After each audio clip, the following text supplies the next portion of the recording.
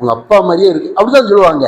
அத பாருங்க, அந்த இஸ்ரவேல் அந்த வித்து யாருக்குள்ள எல்லாம் போகுதோ அவர்கள் மாத்திரமே ரட்சிக்கப்படுவார்கள். இப்ப 2 வசனம் கொடுக்கிறேன், கவனிங்க. சங்கீதம் 68 ஒரு வசனம் இருக்கு. சங்கீதம் 68 இஸ்ரவேலின் ஊற்றில் இருந்து தோன்றினவர்களே, 28ஆம் வசனமா பாருங்க. 24 26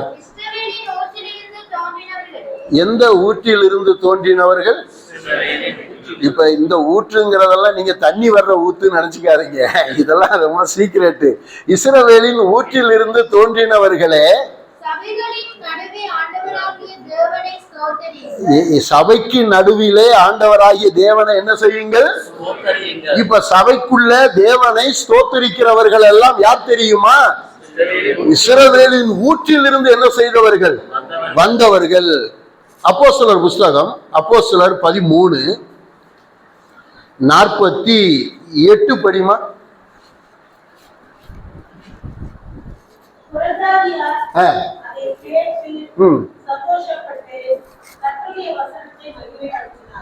யாரு?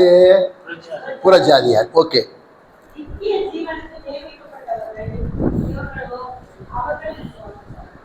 நித்திய ஜீவனுக்கு, இப்ப நித்திய ஜீவனுக்கு நியமிக்கப்பட்டவர்களும் பூமியில இருக்கிறார்கள், நித்திய ஜீவனுக்கு நியமிக்கப்படாதவர்களும் பூமியில இருக்கிறார்கள். கரெக்டா? நான் பேசுற தமிழ் புரியுதா? கரெக்டா? நித்திய ஜீவனுக்கு எப்படி கர்த்தர் உங்களை நியமிச்சாரு? இஸ்ரவேலர்களின் வித்து மூலமா உங்களை பரலோகத்திற்கு நியமித்தபடியினால் நீங்கள் காலம் வந்த பொழுது இயேசுவை உங்கள் காதுகள் கேள்விப்பட்ட உடனே டவக்குன்னு பிடிச்சுக்கிட்டீங்க இயேசுவை. இப்ப எனக்கு இயேசுவை பத்தி சொன்ன மாதிரி என் நண்பர்களுக்கு நான் சொன்னேன், ஒரு பயம் ரட்சிக்கப்படலை, நான் ரட்சிக்கப்பட்டேன். என்னுடைய சொந்த பந்தத்துக்கு இன்னும் சொல்லிக்கிட்டு இருக்கிற ஒரு பயம் ரட்சிக்கப்படலை. அதுக்கப்புறம் கடந்த ஒரு 2 வருஷத்துக்கு முன்னாடி சென்னையில எங்க ரிலேட்டிவ் ஒருத்தர் ரட்சிக்கப்பட்டிருக்கிறாருன்னு கேள்விப்பட்டு நான் தேடி போனேன். எங்க அப்பாவுடைய வம்சத்துல ஒரு ஃபேமிலி ரட்சிக்கப்பட்டிருக்கு. கண்டுபிடிச்சு நானே அறிமுகமாகிறேன். உங்க பாட்டி லட்சுமி தானே? ஆமா, லட்சுமி தான். அந்த லட்சுமிக்கு ஒரு தம்பி இருந்தார் தெரியுமா, ராமசாமி? ஆமா. அந்த தம்பிக்கு ஒரு பையன் தெரியுமா, அழகர் சாமின்னு பையன் இருந்தாருன்னு கேள்விப்பட்டிருக்கேன். அந்த அழகர் சாமி பையன் ராஜா தெரியுமா? தெரியலையே. நான் தான். அவர் அப்படி யோசிக்கிறாரு. அப்ப எங்க பாட்டி லட்சுமியுடைய தம்பியுடைய பையனுடைய பையனா நீங்க அப்படின்னு கட்டி பிடிச்சாரு. அவர் ரட்சிக்கப்பட்டிருக்கிறாரு. எப்பா நீங்க நம்ம இனத்துல நீங்க ரட்சிக்கப்பட்டிருக்கீங்கன்னு எனக்கு ரொம்ப சந்தோஷமா இருக்குன்னு. அவருக்கே அப்பத்தான் தெரியுது, நம்ம ஜாதியில ஒரு ராஜா என்ன செஞ்சிருக்கிறான், ரட்சிக்கப்பட்டிருக்கிறான். பாருங்க, ஒரே இனம்தான். எங்க சொந்தத்துல ஒரு பயம் ரட்சிக்கப்படலை. ஆனா அங்க ஒருத்தர் ரட்சிக்கப்பட்டிருக்கான், அங்க ஒருத்தர் ரட்சிக்கப்பட்டிருக்கான், இங்க ஒருத்தர் ரட்சிக்கப்பட்டிருக்கான். அந்த வித்து யாருக்குள்ள போய்கொண்டு இருக்கிறதோ அவர்கள் மாத்திரமே இயேசுவை விசுவாசிப்பார்கள். இப்ப நீங்களாம் ரட்சிக்கப்பட்டிருக்கீங்கன்னா என்ன அர்த்தம்? அதான் ரீசன். இப்ப பாருங்க, இப்ப பேதுரு சொல்றதை இப்ப கவனிங்க. பேதுரு சொல்றாரு பாருங்க, இந்த வசனம் படிக்கல நீங்க. 2 பேதுரு 2:10, 1 பேதுரு 2:10 பாருங்க.